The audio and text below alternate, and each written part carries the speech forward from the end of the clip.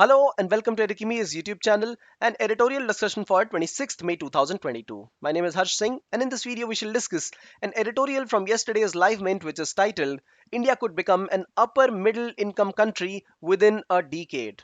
Yes, the World Bank and IMF data suggests that India could become an upper middle income country. And this article from LiveMint explains the difference or the different ways in which the Asian economies have achieved this. Let us understand what is there for India to gain from this particular discussion. If you like this initiative, share some love through likes, comments, and shares. Let's discuss.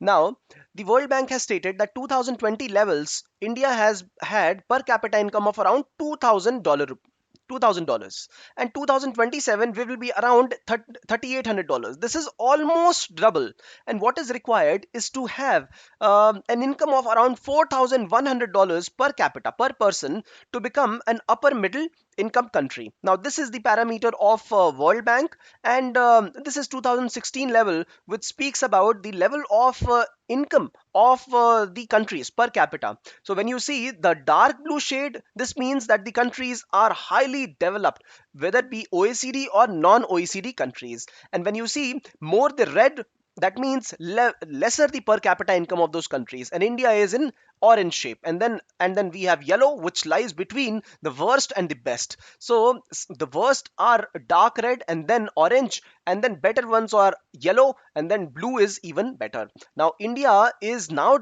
trying to look into jumping from the lower middle income to upper middle income, and the projection is that India could be doubling this by the year 2030. So $2,000 to $4,000. But then have other Asian economies done this? Yes, many of the Asian economies have done this, and India can also do this. But then we will have to understand what has been the trajectory for these economies and how they have grown.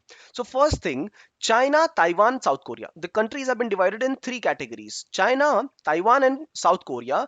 These economies have progressed very fast. China, South Korea, and Taiwan. If you see, the number of years it took them for them to double their income was just 4 to 6 years. After that comes the group of Thailand, Philippines, Indonesia, and Malaysia. So Thailand, Malaysia, Philippines, and Indonesia. Now all these four countries could develop themselves. However, they took 10 plus years to double their income, and India could line the bracket in which there is Vietnam and there is Sri Lanka. Around 10 years is what India will take for itself to double its income. But what are the reasons for this doubling? What are the factors? Now, if you see on the right side, this is the annual growth rate of the countries. So, annual growth rate is the growth rate of production in the countries. GDP growth rate of the countries. So China, South Korea, Taiwan had great GDP growth rates. And on the other hand, if you see, Thailand had lesser growth rate, and so did Indonesia, and so did Philippines. And Vietnam and Sri Lanka were somewhere in between. So India also, it has been projected by RBI that at midterm, India will grow at the rate of 6.5 to 8.5%, right? So India could become a part of this growth story, that is that of Sri Lanka and Vietnam. This is one thing about it. But then we should also learn from how these countries became better.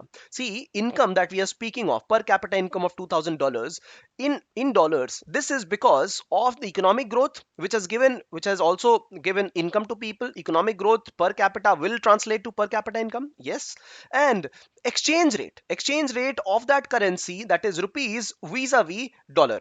Now this exchange rate must be favorable so that we are able to translate into better incomes in dollar. Both of them are important. While economic growth rate is good for the country, exchange rate is an important parameter. Our exchange rate is only depreciating. India's rupee is only depreciating. It is going down.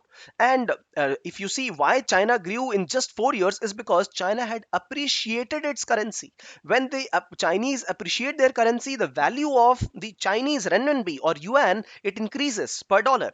And because of this, you would be able to see better incomes for the people. This is one thing for China, specifically for China. And specifically for Thailand as well, if it grew slowly, it was because its currency had collapsed in the year 1997, right?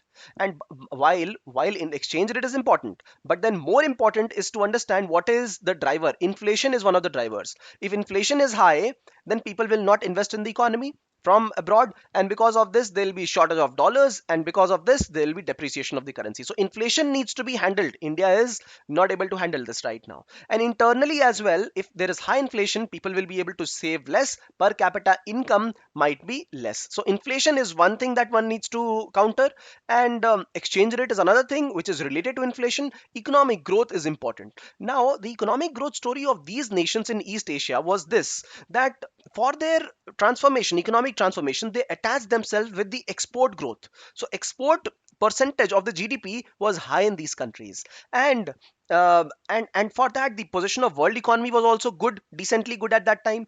Only when the position of world economy is good, that there will be demand from the world market, and these countries will be able to export. So position of world economy, export growth is important. However, the bottom line is the rapid domestic sustained growth over long period.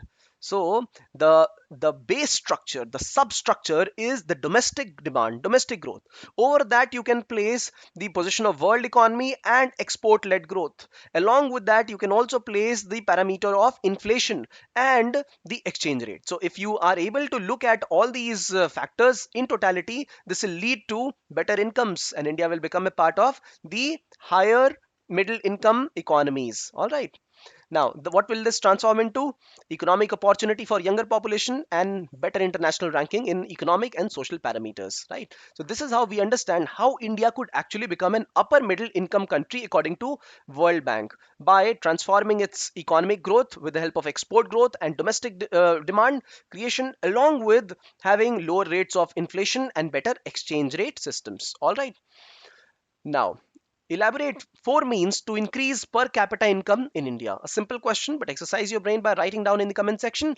And in case you've got some questions, put it down. If you like this initiative, share some love through likes, comments, and shares. Thank you for watching.